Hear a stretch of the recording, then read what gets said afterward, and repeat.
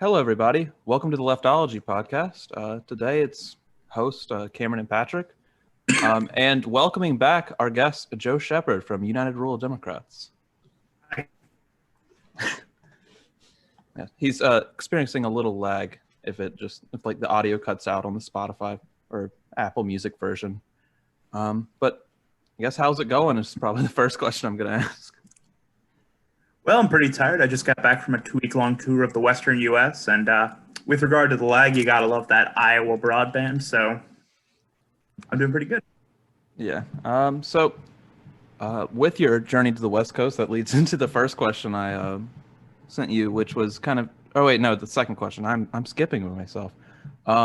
Just for the people who have not listened to our fifth episode, just kind of go back over the goals and objectives of the United Rural Democrats. For sure. So I've run a couple of campaigns myself in Iowa and Wisconsin, and quite frankly, I saw that a lot of people felt left out and left behind. And through my kind of running these campaigns, I learned that also a lot of the powers that be don't really know how to handle the situation. I'll put it nicely. And so we're hoping just kind of get out there and show that, ultimately that these communities are worth fighting for, and, kind of go from there. Now, obviously, there's many ways we can debate how we can revitalize these communities, all these different things. I believe in my station in life with the resources I have and the skill sets I have, the best way I can help is by, potentially assisting in electing new, state legislators, county commissioners, local things who can actually make a direct difference in people's lives. I mean, Congress is pretty cool, but like the impact a member of Congress has on your life is often infinitesimally less than your state legislator or whatever. And also, pardon my language, the craziest shit right now is coming out of state legislators because Congress is so deadlocked. Oh yeah, I know. We've gone over some state legislator stuff in the past few episodes. So I don't remember if we talked about this last episode because I believe we recorded it like a week or two after the election was over. But like there's just like a bunch of campaigns. You get to your general election, and it's like local blah blah blah. I think I forget the position name, but it's like the only person in the county who can arrest the sheriff. And then a bunch of those positions, it's just one guy. It's either Republican or independent, and there's like 9 of them. You can't vote. Mm-hmm. You don't get a choice. You don't even get to please don't give me this vote. You just gotta check the mark and then submit. Yep. So is like, are you trying to like get more people out to be like, hey, all these smaller positions are either going to be filled by Republicans, so please run. I mean, in time, yes. I think, our main focus right now is organizing because that's where our strength lies. But as we develop our kind of network on the ground, yes, that is absolutely something we have to do. Because, I mean, it's not really about Republicans or Democrats. It's a lot about just kind of, doing a good job and doing right by your community. And a lot of these local positions that we're discussing, I mean, this is probably heresy for me to say, but a lot of local Republicans, don't do a terrible job as, collecting the trash or managing the sewage or whatever, those kinds of things. I mean, it doesn't really take a genius or a policy wonk to figure those things out. But I think that in the areas where they are failing, people need to be replaced. And I think that that's kind of the main focus. It's not just about knee-jerk partisanship. It's also about, making these communities as livable as possible for as long as possible. I mean, I guess maybe here's where we are in Florence County, South Carolina, is a very particular case, especially with the sheriff's department, because our last sheriff got on John Oliver for how corrupt he was. Oh, I heard about this. I don't remember all the details to go over. It's a mix of rehab, using the sheriff's sirens to like get in traffic or go through traffic faster. If you want to learn more, watch the John Oliver episode on it. But that's not something we need to go over in this episode. So earlier you mentioned your travels or your tour of the West Coast, I guess is the best way to put it. Mm-hmm. So would you like to explain like the travels you've been doing over the last 6 months, like purpose, where'd you go? Absolutely. So, since January 1st, I've traveled about 36,000 miles, and I've been to, I think, 31 or 32 states. It's actually before we set up, I decided to put my little William Jennings Bryan poster behind me because Bryan in 1896 decided he was going to run a campaign where he was going to go from small town to small town to small town talking to people. And he was outraised by William McKinley, something like 16-1, who didn't even campaign. And while he did ultimately lose, instead of getting blown out like Democrats had in the couple decades preceding this, going after the Civil War, he only lost by a couple points because he actually went out there. And he's considered by many historians to be sort of like the first campaigner because of that. So I'm kind of, going in that mold, going from small town to small town to small town, talking to people, seeing what matters, all that stuff. So I didn't actually go to the West Coast this time, but I did go as far west as Utah, Arizona, and Idaho and talk with a lot of people. So I think really at this stage, just about sort of gathering information. A lot of people who are sort of respected minds in the political world often lack on the ground firsthand knowledge. And obviously, they have other things to do. So it's not like they can do these things necessarily. But I think given my station in life and my age, I'm going to be 20 in 2 weeks. I may as well get out there and learn as much as I can. So that's my goal for major this year. So what kind of people? Oh, I'm sorry. Oh, and as you can see from my little cough here, I drove from Arizona to Montana in one day. That's a 90 in the sun to a snowstorm. So I've been coughing for the last week. It's been beautiful. Oh, yeah. So what kind of people were you talking to? Were you looking for local politicians, or where were you going to meet the local people? So this time around, I had a couple friends with me, so I didn't do as much as I would like to. But if I'm alone or I have some other politically minded friends with me, what I'll do is I'll take Google Maps and I'll turn the little highway setting off. And I'll just kind of take back roads wherever I go. And, if I see a little gas station or a diner, or I usually avoid bars just because, I don't know. You're going to be a little drunk, not probably not the best alcohol is the real life truth serum, but at the same time, I don't want to deal with drunk people. But, time, I just stop in these little community watering holes and I see what I can learn. I just kind of go in there, see what's up. I think that's the baseline. Now, often I do meet with, local politicians or local Democratic progressive groups, but most of the time it's just regular people.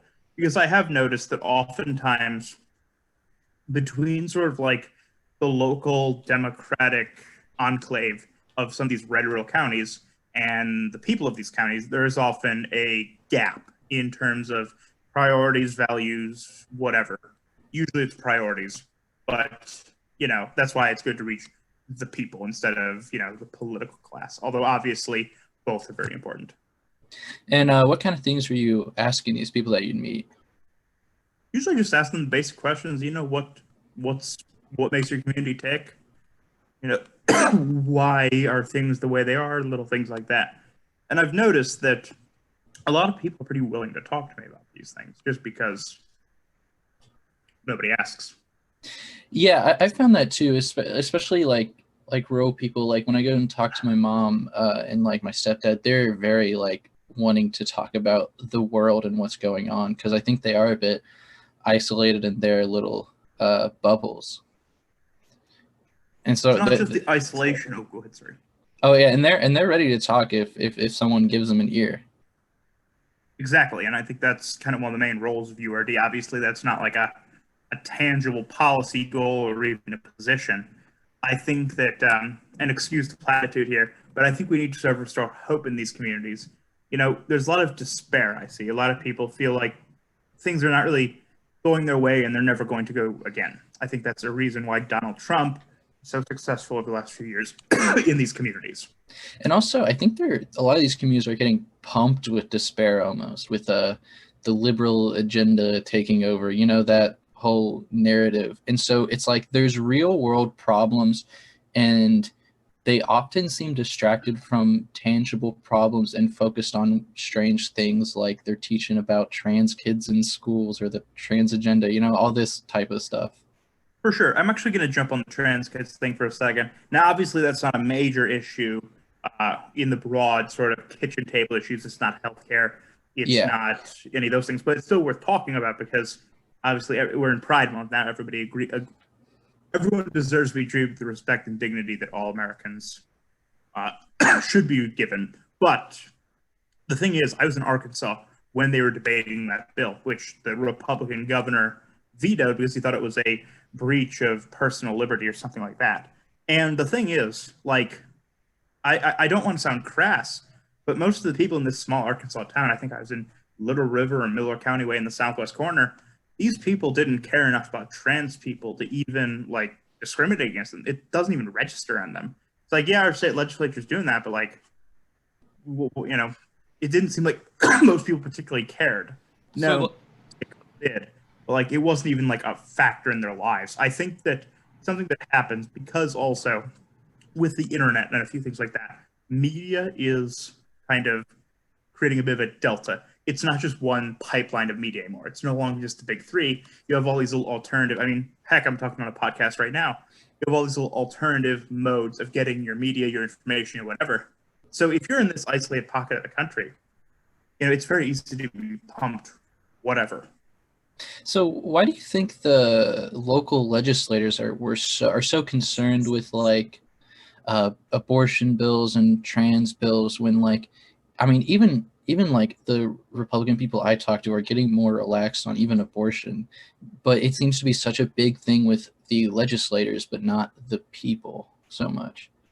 Yeah, I think if we're being honest with you, I think abortion is an issue that one's never going to really go away. Honestly, I think I'm going to kind of leave that one to the side and go back to the trans one because I think the main issue is that there is a pocket of society that does care about trans people in a negative way, that does care about gay people in a negative way.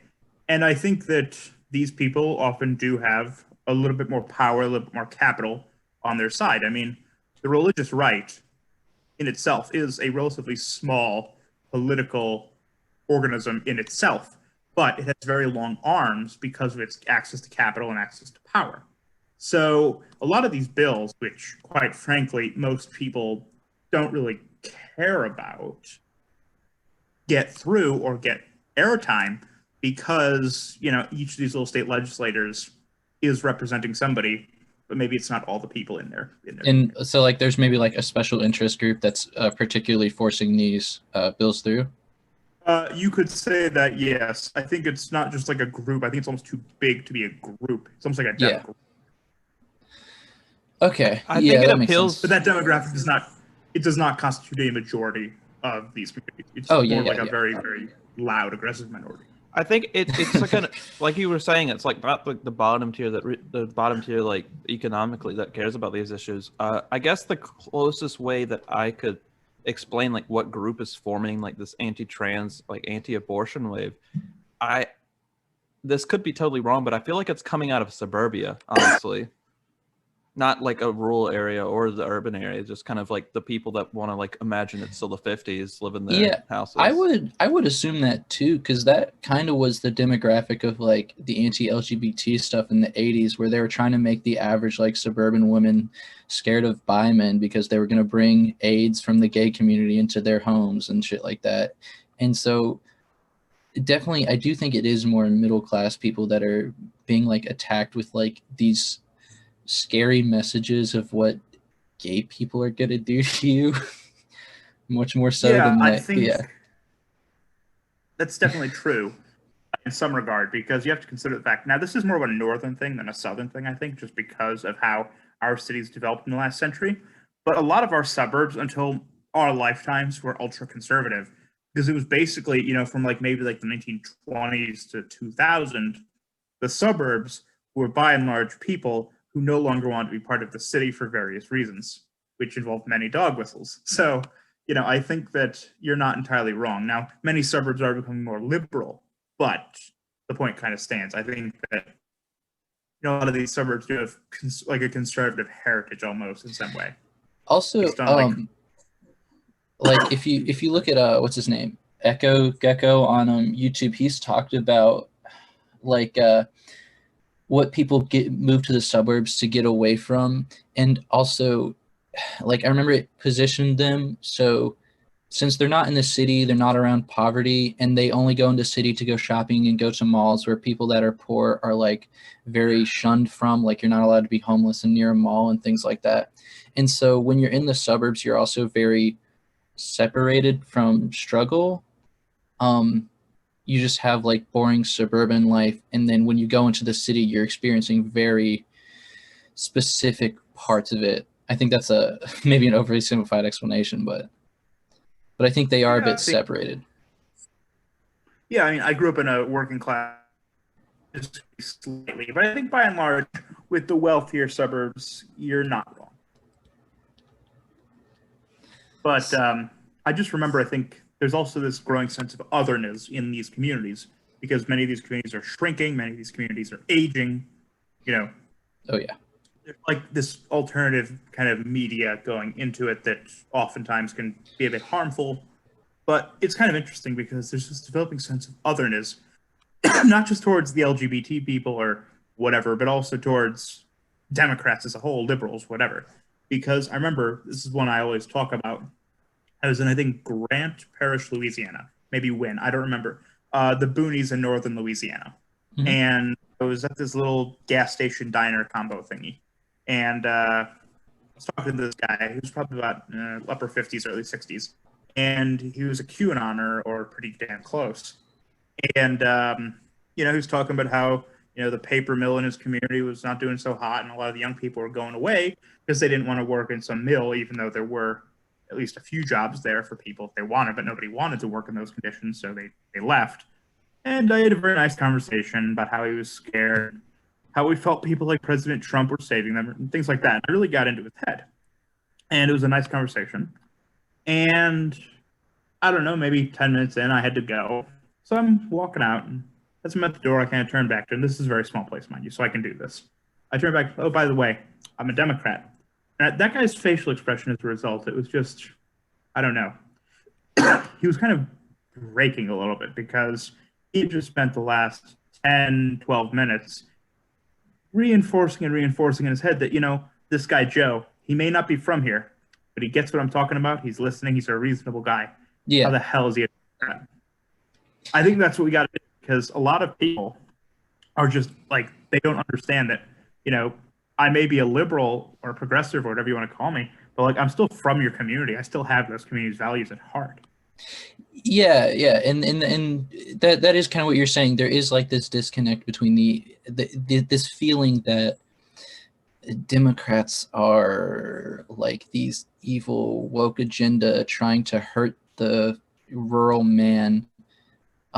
There's that narrative that goes on, and so my next question is going to have to be like, I'm really curious what more specific issues these people care about, because whenever I talk to like people around here that are more right-leaning, it's rarely policy or particular things they're concerned about, and it's more these grander narratives of less government is good because government's corrupt and stuff like that, but Trump is going to save us. He's not the corrupt government, even when he is corrupt, and the corruption is actually to fight against the corruption in the Democrats. It's like these really, really like deep layered narratives, much more so than specific policy. And so I'm curious what people were talking to you about while you were out there. So I get that quite a bit as well, but I think that is in many ways sort of a rationalization of much more direct issues like economic instability and all that stuff. I think that with regard to that, I think we can reach a lot of these people. The difference is it's not what we say, it's how we say it. Mm-hmm. Basically every girl I've dated the last 3 or 4 years has said that I sound and look like a Republican. And I think that I told Cameron that in the DMs before we started. This is the funniest part because I thought you were talking about like the psychology of these people, and like you learned how they interact and stuff, which you definitely did. But then you go on, and it's like, yeah, I can trick these people into thinking I'm a Republican, and I was just like, just started laughing. I mean, but my point is in saying that is that we need, and this is not a dog whistle, by the way. I know what I'm going to say sounds like one. We need people who sort of fit the bill of their community and their values. I'll give you an example. We're working with a lieutenant governor candidate in Virginia named Sam Rasool. And he represents an area in Southwest Virginia by Roanoke, and he's a Palestinian Muslim. So obviously you can see there's a bit of a, you would think, connect there. But he is totally awesome. And he actually told me once that, voting is not an intellectual act, it's an emotional act, which I totally agree on, which is something we need to tackle. But, he keeps winning in his district because the people out there understand that he gets them and they respect it, and he keeps going. Yeah, and that does remind me. Oh, I'm sorry. That does remind me of how a lot of Republican ads are more based around trying to make you feel like they're one of you. Like what, I don't remember what state it was in. I saw an ad recently that was like this guy. He lives in a mega mansion, but he's like the ad starts with him walking out of like a small family home on like a couple acres out in the middle of nowhere. And like the whole ad is just built around showing this lifestyle that is supposed to be like, feel like it's of the community. Yeah, that's 100%. I mean, I've said this before, and I've probably ripped this quote from somebody, but I often say on to my people, Democrats, they aim for people's heads, and Republicans aim for their gut. And in times of crisis, when you don't have time to think, the gut always wins. So I think that, we really need to just kind of repackage a lot of our messaging. And, I've said this I've done 300 town halls or so since the inception of the group. I think my ideas are pretty good. But I am far from a universal messenger.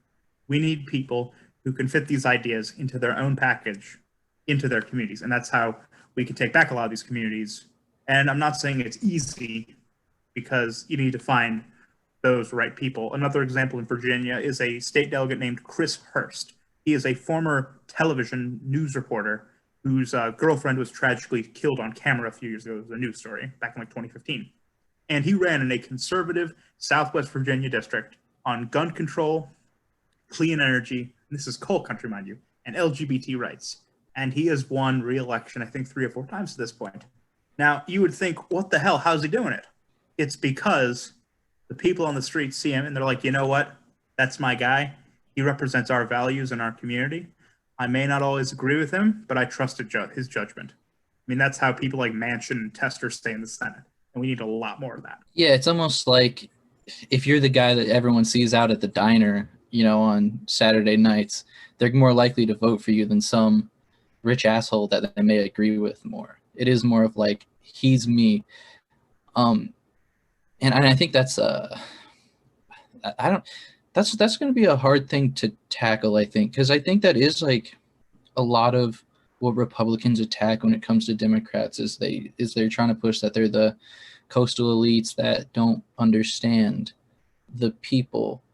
And yet it's the same, like Republicans are the same way. Like they don't really get the average working class man, but they've convinced working class people that they do. And so is it more that we need to focus on being more, like putting forward more working class, like politicians, or like, is it convincing, or what's the move from here? Yeah, I don't really. I think this one can't really be answered with one particular answer just because of how vast this country is. Yeah. But what I will say is that, politics is kind of this thing where, with, I would say 98% of politicians, a lot of them may have humble backgrounds and they're proud to have risen up the ranks. But like once you get up there, I mean, a member of Congress makes nearly $200,000 a year. They get like $1 million for office expenses, and the pension is like $140 a year. So obviously that's not really working class in terms of how much money you're making. So I think when it comes to that, we need to have more people who are in touch with those roots, with those kind of values, because obviously, you can't really call somebody who makes that much money working class anymore. But I think you can, sort of keep those values. I think that's why people like Bernie Sanders, or for that matter, Joe Manchin, are able to connect with people in their respective areas, because they know that, agree with him or not, he did come up from very humble beginnings and was able to rise that rank. I do think the other area is kind of like community trust, because it's not just about the working class. It's also about, hey, there's this, local family doctor in the community that everyone trusts, everyone likes, everyone goes to him. So, he is a trusted figure in the community. maybe run something like that. I think that's the other alternative because, I think the main issue, or one of the main issues, is just kind of community trust. And obviously, when it comes to the culture war, liberals, Democrats, I don't think we can really crack the nut that is like abortion or even some LGBTs or guns.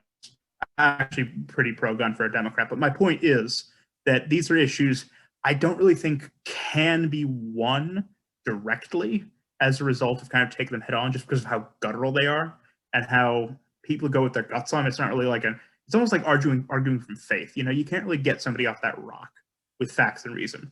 But I do think that we can circumvent those issues by getting more people in there that are sort of trusted on other things. So I think one thing we skipped over a bit earlier is so we understand that these rural people, they aren't really concerned with the trans bills and stuff. But what were you hearing? Like, is there anything that you heard repeatedly, regardless of the town you went to, or is it very like town specific? For sure. So I think the two things that I would go off of is that a lot of this is rooted in sort of concern about their future, either economically or socially in their communities. Like a lot of these communities in rural areas, bluntly spoken, are struggling. And I think a lot of people are aware of that. And they rationalize it in various ways. Now, I think that one thing I will say about President Trump, I just want to make an aside here. I think one of the reasons he's so popular in these communities is not because he's a rich man, but because a lot of these people want to be the rich man. Obviously guys are to the left of me, and a lot of leftists talk about equality. But I think if you actually dig deep down into a lot of people, regardless of where you're from, you're going to find that they all want to be the billionaire themselves. And if everyone could be the billionaire, that'd be cool too. But, obviously that's not. I forget what episode. Oh, give him a second.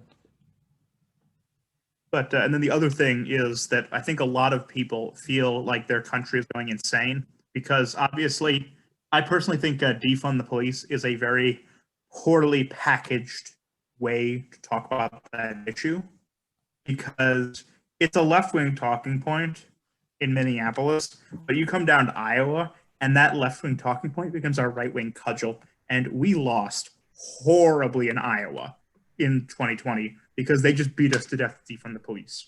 The only seat I think the Iowa Democrats held was held by a cop. I think real quick on this stuff is I think the left-wing people can get better at messaging with this, and also there's this hard part of it where we have to, because a lot of these people don't hate the ideas, they hate them because of how they've been presented to them. And so I don't really know how you fix that, though, because you're not just going to tell some guy that just watches Fox and then hangs out with all his friends that just watch Fox. Like, you're not going to get him to, by himself, find the reasonable explanation of these issues, and we're probably not going to get another fairness doctrine to come back.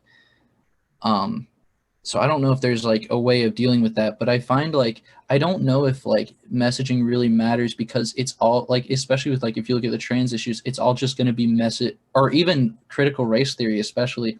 Oh yeah, it's all going to be completely strawmanned when it gets to these people's ears because of who they're hearing it from. But yeah, go ahead. Sorry.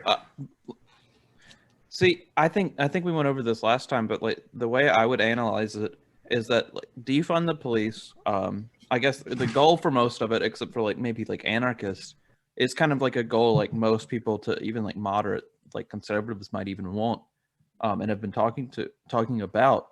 But it's packaged in such a short way and reductive way, so that it can be a punchy phrase.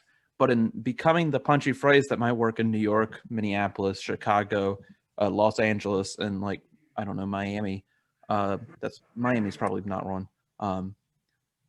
It makes it so much harder for everywhere else. I think as a result, here's what I would say: it's not going to be you that convinces these people. It's not going to be me. I think it's going to be about those who are already in those communities, who are sort of either trusted or local. Because, like, here's the thing, and this applies to really every mode of thinking and not just politics. Like, if I have a notion in my mind, you know, I've talked to you guys a few times. You guys seem pretty chill. You guys are way less likely to change my mind on something than a close friend or somebody in my life who I already trust and admire. So I think that's the way we got to look at it. You know, obviously Fox News and other media things are powerful, but at the same time, you know, we just need to get back into those very small places that we used to inhabit that we no longer necessarily do. So I think the thing with that is then it's like, how do we find the liberals in those communities, and how do we teach them talking points and how to talk to these people? Because, like, I think you mentioned it earlier, it's like how you present information to these people matters. And like, I think like this is like, people may get upset at it, but like, people shut their ears off if you try to instantly tag them with like the racist label. And like, I've not even done that with my friends, and I'll hear them talking, like they'll talk about the political issues that they care about, and they'll instantly jump to, but oh, you can't say that anymore, everyone labels you this, everyone labels you that. And it's almost like the issue that comes to mind is like right now, it's like, you know, trans and LGBT rights, because that's you know, what's happening this month. And so you almost have to like rephrase it as, you're not like a bad person when you say the slurs, but you're a good person when you don't say them. You have to make people feel like they're being a good person for doing the right thing, and they're not being average and then a bad person if they do the bad thing. And also, like, that's the only example I got off the top of my head, but it is a lot about how you present the information to people. Yeah, I think just kind of seeking out in this community, it's often going to be very difficult. I mean, a lot of these communities are very small and very insular. That's why I go out as often as I can, because like a lot of these communities, you know, maybe not that many people have access to social media, don't use social media.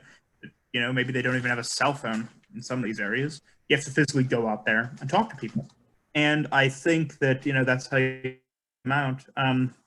Now, organically, that just sort of will happen organically. But I think with messaging, you know, a lot of people, if you break down the issues, don't really care about a lot of these things as much as they do other things. I think, you know, for example, one that I often use for like transgender people is, you know, with the pronouns or whichever you want to use on that, you know, I just kind of reframe it as, you know, common courtesy. You know, if I think I brought this up in either the previous time we talked or another interview, it's just, you know, if you want to be called by, you know, Joe instead of Joseph, I'll respect that. I mean, it's not that big of a deal. I think that's the way. Yeah, and that's what I was getting into a little bit. Instead of like demonizing someone for doing the wrong thing, which is very natural. I understand why people want to do it. You should be like, hey man, it's just respectful to do the right thing. You know, it's just good. It makes people feel nice when you respect them like that. I also think that a lot of people on the left, and I when I say the left, I do mean more of the leftist wing than the liberals, but a lot of woke schools also have this problem. I think a lot of the language used often obfuscates the issue to laymen, and this applies to laymen on both sides of the political aisle, because you know, you can explain things very simply to them, and they'll get it, or you can try and you know reinvent words every 2 years, and they're just going to get lost. I'm not trying to belittle anybody for that's something I've been thinking about. Most people don't pay attention to the the new word for everything every year, and I think that that adds to and buttresses the otherness. I can explain to somebody an issue very directly, or I can use whatever the new infographic tells me to say, and I think that is another problem. We need to kind of create just a renewal of simplicity, since a lot of these issues are a lot simpler and more direct. Yeah, we're in a very much an era of like common sense talking points. It's not about what's true, it's about what feels correct. And if you can give someone the common sense incorrect explanation is more convincing to people than a convoluted correct statement. And so it is about like just giving people common sense answers to stuff, you know? I mean, also, it's like the fact or not, but when people learn or when people hear they're wrong or their worldview is challenged, they're going to defend that in some way. Like their mind's not going to exactly like accept it immediately. I mean, if you present it correctly, maybe, but like most of the time they're gonna like backpedal or something. I don't know the exact words or not, but it's gonna take a bit of trust. With regard to that, it's not just that. I think a lot of things, and I'm not going to say this applies to necessarily everyone, but I think enough people to create a working majority are in this position that it's like you can sort of change their worldview within the scope of their worldview. So you don't have to necessarily challenge it as much. Oh, so yeah. I think a lot of the base issues, at least, the ones that are much more directly affecting our society, can be explained and relayed in a way that basically anyone can understand, no matter how they look at it. Now, obviously, there are some things that we can't really change in people, but I do think with a lot of these issues, it's very easy to sort of use kind of the cards they're playing with to, do that. I think that's kind of how I would present it. I find a problem with like how I go about it. It's definitely not correct a lot of the time. I'm willing to admit that, and a bunch of other leftists to even liberals, because I feel like, including myself, we're coming at it to try and like win something in a sense is probably the thing I need to change at how to do it. We're not trying to like change the other person. We're trying to like get like debate points or something like that, or like do better points in this way, be more complicated. I don't know how to exactly what it is. And I feel like in the long run, if I and others continue acting like that, we're going to lose these people completely. They're going to view us as completely insane. Also, this may sound counterintuitive, but I think a lot of like left-wing people focus too much on statistics when they're talking to average people, because your statistics don't matter if it doesn't fit into the worldview. And so you have to know the issues better than you think you do, so that you can re-mold it into the way they see the world if you're going to move someone on something. I mean, as they say, approximately 69% of statistics are made up. But I do think that what I will say on that note is we need to,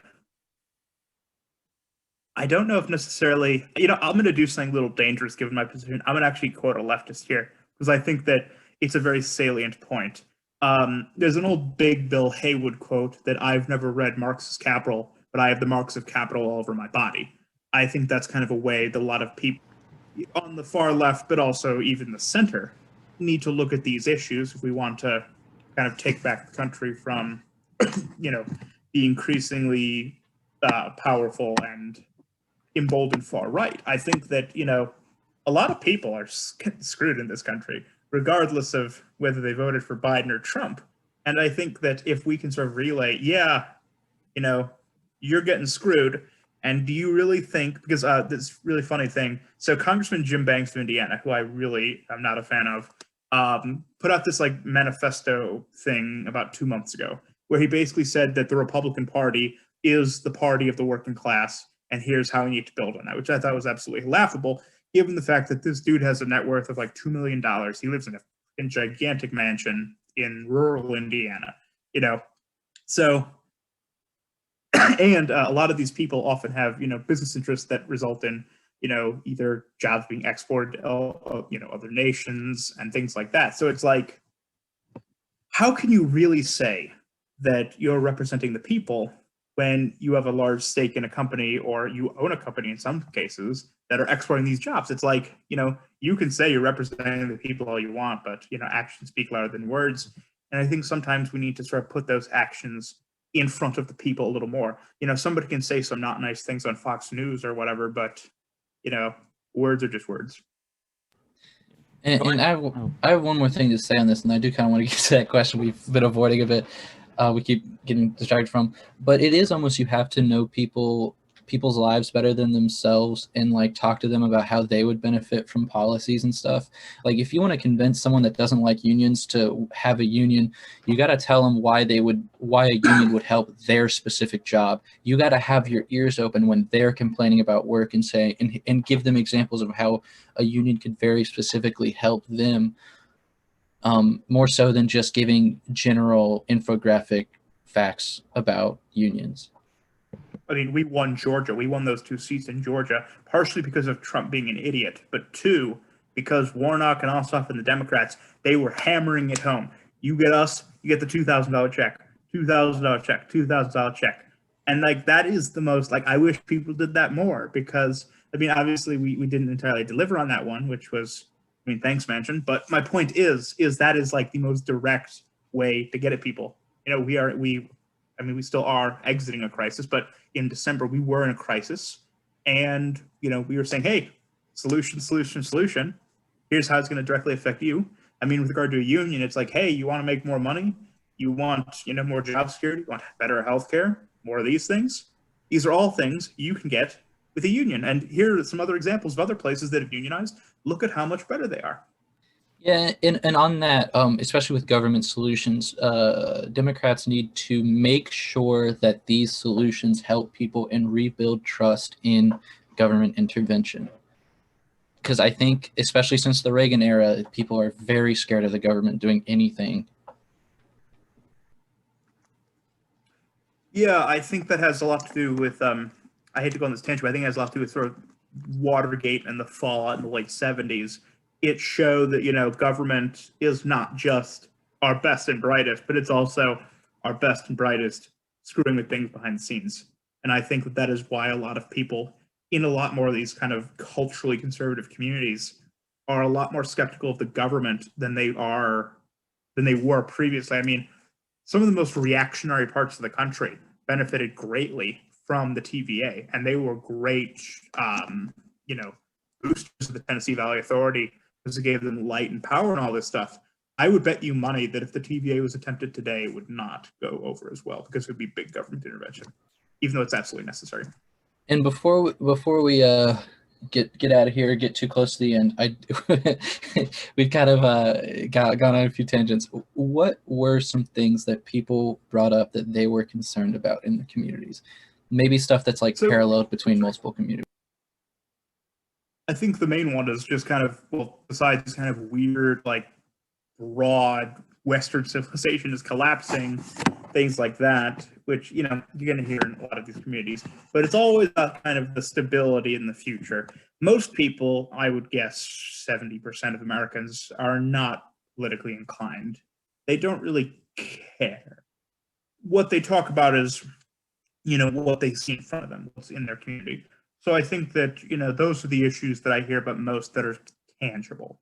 You know, you can see a factory closing. You can see the school needs a bit of repairs. You can see stores closing on Main Street when a Walmart comes in. You know, these are things you can see, and these are things people will talk to you about, because honestly, they're not the most, you know, lofty policy goals, but I do think that these are issues that if we can become masters of in terms of knowledge, we can really move the needle in a lot of areas. Not every area, but we're considering right now. So I think that's kind of the main kind of talking points. It would be all about, you know, economic stability, kind of, this may sound weird, but almost like the life of the community. Yeah, and when you talked about like big companies moving in, big companies and corporations having too much power, that's an interesting one, because it's like, I do hear hints of that, like when I listen to my family. Like one of the very few like policy-driven things that like my dad said to me recently. He's like, you know, we just don't care about antitrust anymore. It seems we don't care about breaking up the big businesses anymore. And I don't know. I think Democrats are too. People believe that they're really tied in with the big businesses because they push gay rights and the big businesses have rainbows in their store. so they're in bed with the big businesses. And I think that's a negative thing that needs to change. I think we would do, I don't know, because it's weird, because they're anti-regulation, because regulation hurts the economy, but they also want to break up big businesses. And so you have to walk a tightrope to actually make change on this. And almost we're also a bit too scared to go left-wing enough to make change on this right now as well. I think the way I would view it is that a lot of people, obviously in a 10-minute conversation, you're not going to get to necessarily the heart of every single issue. But I do think that if you had enough dialogue with a lot of people, they'd probably be inclined to agree with a lot of these things, because especially when it comes to like big business and corporations. Now, obviously, not everyone's going to agree with that, but I do think a sizable portion would. Now, going into the next part, sort of the big business party, obviously both parties are very involved with Wall Street and those things. Yeah. I mean, that's a foregone conclusion. We already all know that. But I do think that more people view them as kind of like both parties are in bed with big business. However, this guy is with me on social issues and this guy is less so. I think that's kind of the one sticking point in a lot of these areas. Now, with regard to that, I think that with a lot of these people I've encountered, they're not political. They don't really think about a lot of these things at length. They think more about other things. So I think that a lot of them are sort of halfway to where you're discussing, where it's like, they see the problem, they see things are going on, but because they have other things going on, they talk and think about other things. So I think that if you could sort of get them to those conclusions, they're likely, I would say more likely than not, to agree with you. But it's more about just getting them there. Yeah, I think it's like you do have to definitely be the liberal in the circle of conservatives. You got to listen to what they're talking about, what their problems are, and then you need to go home, get on your computer, research possible solutions to these problems, and then talk to them about it, and then talk to local representatives about it. And I think it is going to take like a lot more work on an individual level, just speaking with people. And I think a lot of like left-leaning people aren't in enough circles with people that are more right-wing. Like I have like, if you skateboard in the South, you're around libertarians, like people that are libertarian, then weirdly conservative on some social issues out of nowhere, but they just want the government out. And then I'm also in like I'm into motocross, so all those communities are very much the same way. And so you do kind of have to open your ears up to people that are going to say annoying shit, and then try not to laugh and be mean to them. Yeah, I think this takes a great deal of patience and tolerance, but I will say this. I think that one of the issues is, I'll kind of give you a story to round this off, because I think this is kind of where things lie.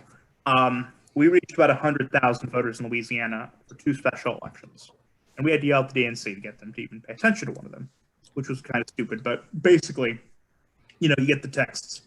And with our application, you can actually see people's responses if they choose to respond to your text. Mm-hmm. And this is deep red Louisiana, Louisiana's 5th congressional district. I don't think it's gone for a Democrat since Bill Clinton or possibly Jimmy Carter. It's like very conservative. Mm-hmm. But we were talking to people, and responses like, hey, I didn't even know Democrats still existed anymore. They haven't reached by a Democrat or a liberal or anything like this since the time of Bill Clinton or earlier. So I think, and, we swung that election, I think 12%, something like that. My point is in saying this is that, a lot of people, and this is why, people like Crystal Ball and Tucker Carlson are so amicable on some issues, because like many people, they're just looking at the problem. If you're just kind of halfway looking at that problem, you can be swept up by any number of people who are offering solutions or causes or whatever.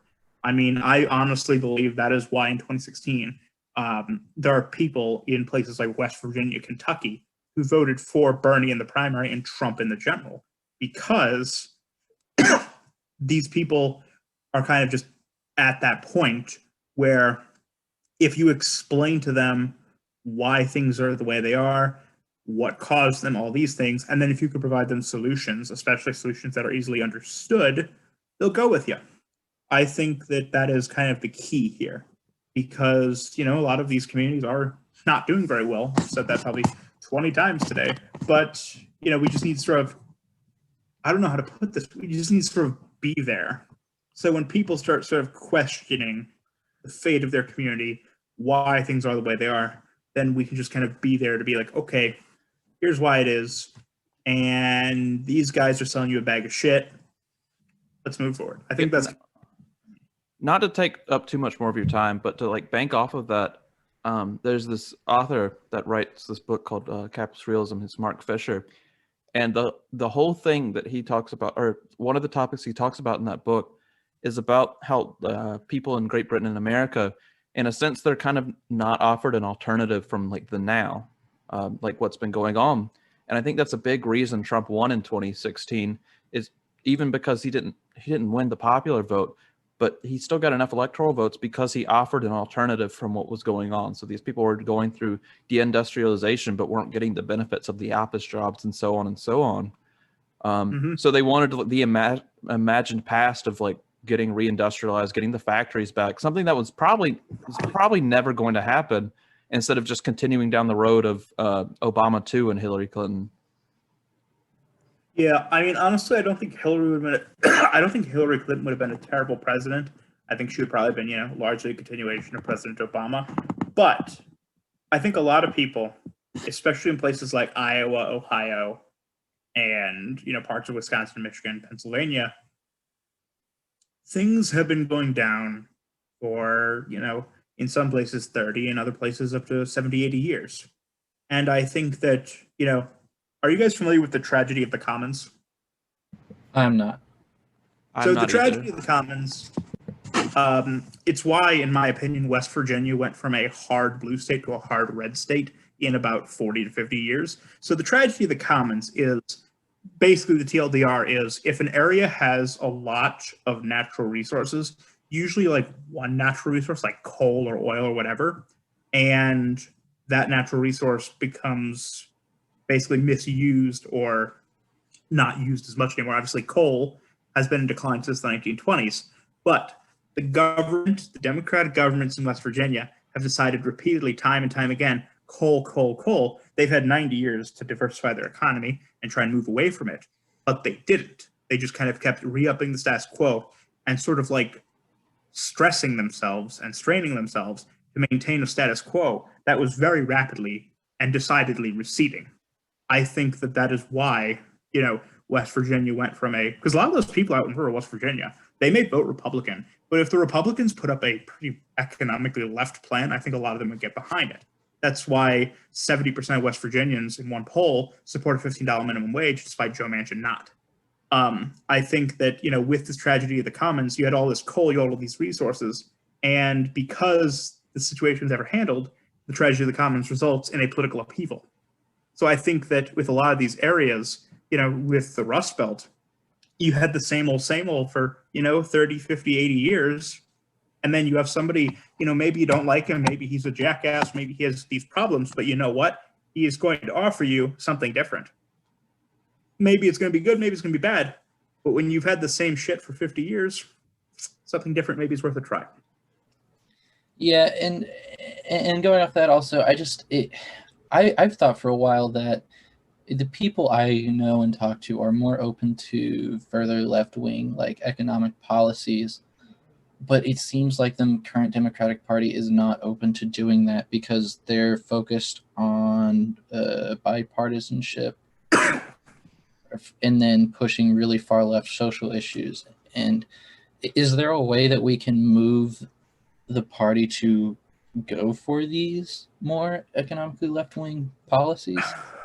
So I think a lot of the people who I would say like hold intellectual weight within the Democratic mainstream have a mindset that kind of like economic and social liberals and progressivism are tied together with everybody, and that conservatism, economic and social, are tied together in everyone. So a lot of people I know who are considered, like you would say, maybe an establishment Democrat, they think that oftentimes, because somebody is a social conservative, they're also going to be pretty conservative on the economy. I think that, after my travels, that's pretty much false. Now, many people are. I'm not going to say that's untrue, but I do think a lot more people are economically left and conservative on social issues than either party gives credit for. Now, I'm not sure how many people actually exist out there. Election Twitter would have you believe there are 20 million of them, but I will say that I think that, that is an untapped resource. I'm not sure how we move it there, just because a lot of these people are socially conservative. So I don't think the way politics works, especially in the United States, I don't think it's necessarily possible for the National Democratic Party to sort of roll back on social issues, especially to the extent they have. But I do think creating sort of local and regional identities is very important on that note. Because, I mean, people try to stick AOC and Nancy Pelosi to me sometimes. And you know what? I have never been to New York or California. How are you saying that I'm an AOC stooge or I'm in Pelosi's pocket when I've never even been to their damn state, let alone their cities? I think that the same people will equate those two people to you, even though those two politicians are completely different as well. Yeah, I think that the thing is, and I think once you get into that political world where you're sort of like in the kind of like the marketing intellectual side of politics for a particular political party specifically, I think that the way you begin to view the world, and I hope this never happens for me, I will actively fight it, is that, once you get on one side of the fence, there's all this nuance. And because my uncle is actually pretty influential in the Oklahoma Republican Party. And he's always talking about the damn infighting in the Republican Party. And this was before Trump lost. So you can only assume it's probably a little worse now. So, I'd be like, I'd be talking with him, over a beer last Memorial Day. And I'd be like, the Democratic Party is very divided. You guys are the united ones. And he'd say to me, no. We have all the rhinos and the Freedom Caucus idiots. We're the divided ones. You're the united ones. So I think that there is this sort of like almost, I don't want to call it tunnel vision because it's not necessarily a tunnel, but it is very restrictive viewpoint where it's like once you get on the other side of that fence, everything is the same. I think a lot of political minds, once they attach themselves to one ideology or specifically one party, the nuance goes to the shitter. Now, obviously, I oppose Republican Party and its principles, but I can tell you with a straight face, full honesty, that Adam Kinzinger and Fred Upton are way better than Marjorie Taylor Greene, Republicans as they may be. Yeah. For one particular case, I was thinking of, there's a guy that goes to my college that's currently, his dad's a representative in our state house, and he's the current, I believe, president of the South Carolina College Republicans. And he does the news thing at the college with me, or the newspaper there. And we were talking, and he comes out as like a very socially liberal guy, but he's just like economically conservative. Is that the reason he's stick? And I learned last night talking to some friends that there was a former South Carolina College Republican president that came from the local university here that was also the same thing. And they both had the same problem, from what I've heard, is that they both, or at least the guy from my college, wanted to turn the Republican Party into one where the social values kind of matched up with the Democratic Party, but it offered a economically right-wing plan. But other than that, the parties would be the same. And then they've denied him every single time. I think there are people like that, and I'll have to go in a moment, but I think there are people like that in the political world, but they are, compared to the amount of people who hold those views, I think they are greatly disproportionate to the actual kind of American people, at least in rural areas. Maybe suburban areas is a little more, but even still, it's greatly outpaced their voice rather than their numbers, because, a lot of people in the center of both parties, they campaign on, economically we're conservative, in the tight budget, family values crap. And then on, the social issues, it's we're liberal, we want to be tolerant and peaceful and all that stuff. I think that there are people in both parties who are like that, but not to the degree they are in the electorate.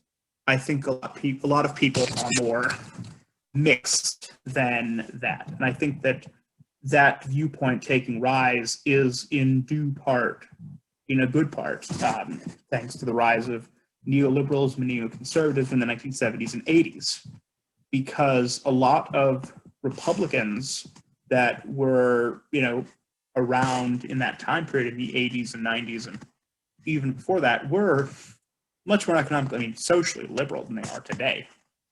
People like Olympia Snowe, or, for God's sake, Nancy Kassenbaum, senator from Kansas, was a Republican, a daughter of Alf Landon, who got pummeled by Roosevelt in 36.